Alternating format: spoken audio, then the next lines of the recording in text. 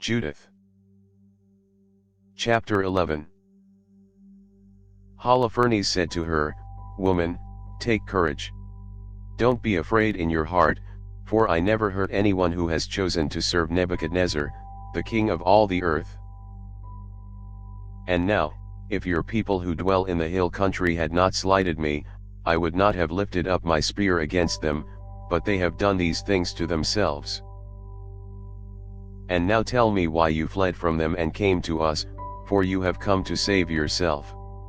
Take courage. You will live tonight, and hereafter. For there is no one that will wrong you, but all will treat you well, as is done to the servants of King Nebuchadnezzar my lord." And Judith said to him, "Receive the words of your servant, and let your handmaid speak in your presence, and I will declare no lie to my lord this night. If you will follow the words of your handmaid, God will bring the thing to pass perfectly with you, and my lord will not fail to accomplish his purposes.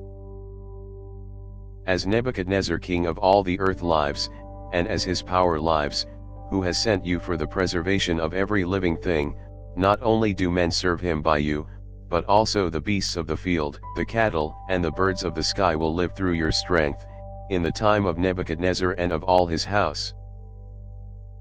For we have heard of your wisdom and the subtle plans of your soul. It has been reported in all the earth that you only are brave in all the kingdom, mighty in knowledge, and wonderful in feats of war. And now as concerning the matter which Hagar spoke in your council, we have heard his words, for the men of Bethlehem saved him, and he declared to them all that he had spoken before you. Therefore, O Lord and Master, don't neglect his word, but lay it up in your heart, for it is true, for our race will not be punished, neither will the sword prevail against them, unless they sin against their God. And now, that my Lord be not defeated and frustrate of his purpose, and that death may fall upon them, their sin has overtaken them, wherewith they will provoke their God to anger, whenever they do wickedness. Since their food failed them, and all their water was scant, they took counsel to lay hands upon their cattle, and determined to consume all those things which God charged them by his laws that they should not eat. They are resolved to spend the first fruits of the corn, and the tenths of the wine and the oil, which they had sanctified and reserved for the priests who stand before the face of our God in Jerusalem, which things it is not fitting for any of the people so much as to touch with their hands.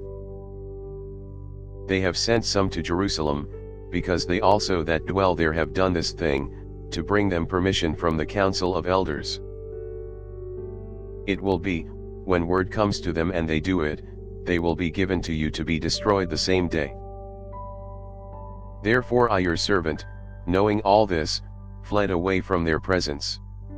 God sent me to work things with you, at which all the earth will be astonished, even as many as hear it. For your servant is religious, and serves the God of heaven day and night. Now, my Lord, I will stay with you, and your servant will go out by night into the valley. I will pray to God, and he will tell me when they have committed their sins. Then I will come and show it also to you. Then you shall go out with all your army, and there will be none of them that will resist you. And I will lead you through the midst of Judea, until you come to Jerusalem. I will set your seat in the midst of it.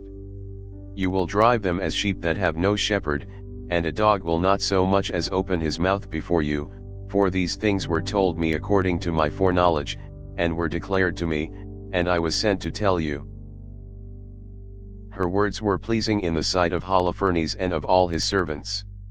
They marveled at her wisdom, and said, "There is not such a woman from one end of the earth to the other, for beauty of face and wisdom of words." Holofernes said to her, "God did well to send you before the people, that might would be in our hands, and destruction among those who slighted my lord.